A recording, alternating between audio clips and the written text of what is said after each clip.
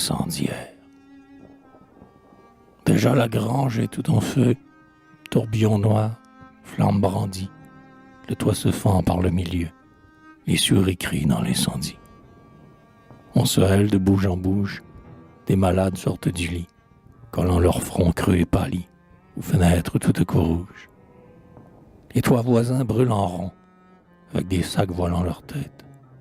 À coups de triques et de jurons, on sort des étables les bêtes. On court au loin qui rire de l'eau, on se bouscule sur les routes, et l'eau s'écoule et s'enfuit toute, quand on revient avec les seaux. Alors, au vent qui tord, au vent qui mord, le feu libre et vainqueur se gonfle et ronfle à l'aise. Des tabliers géants de poussière enflammée sont secoués dans l'air et projettent au loin, dans chaque angle et chaque coin, des fleurs de braise. Le foyer se soulage en torrent de fumée.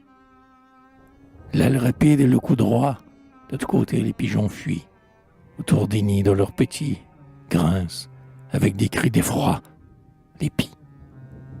Au fond de leur pacage gras, les bœufs tassent leur peur et se reculent. Debout, sur les meules, là-bas, des hommes rouges gesticulent. Et les lueurs, et les éclats, et les reflets, qui dans le soir tombant sur les plaines voyagent, illuminent le sombre et violent visage de la tragique et lointaine forêt. De la ferme tuée et de la grange morte, avec ses blés, ses avoines, ses seigles roux, avec ses foins serrés en tas contre les portes, plus rien, quand vient la nuit, ne demeure debout. Dans le fournil, la poutre énorme et transversale, tel un épieu noirci, perce encore le pignon.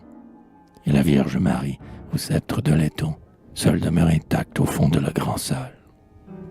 Meubles sauvés, bahuts, tables, chaises, fauteuils, sont échoués, lamentables, au long des seuils.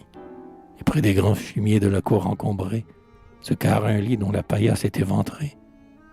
Or, sur le coffre assis, le coffre au clair denier, la fermière, ses 3 filles et le fermier, devant l'étonnement des sournoises voisines, se lamentent à grands gestes sur leur ruine. Tandis qu'au bord du puits, près du chenil, l'aïeul, qui alluma, sans rien en dire, à lui tout seul, la grange et les moissons largement assurées, serre de ses 2 mains maigres ses 2 genoux, et tire avec grand soin de ses rouges yeux fous une douleur abondamment désespérée.